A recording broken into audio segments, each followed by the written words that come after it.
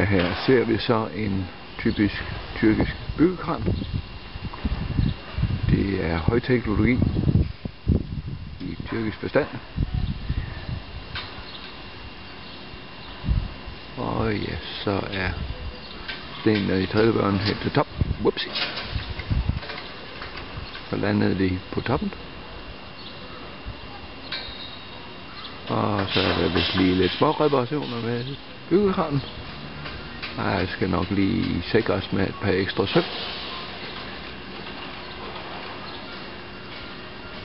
Og så bliver kurven læsset af.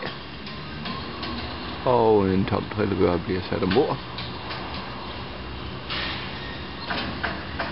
Og så er vi klar igen. Whoopie.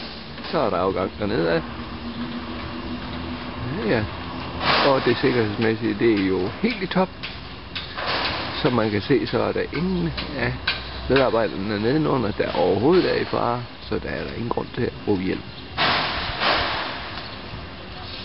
Det var lidt fra en tyrkisk byggeplads. Slut herfra.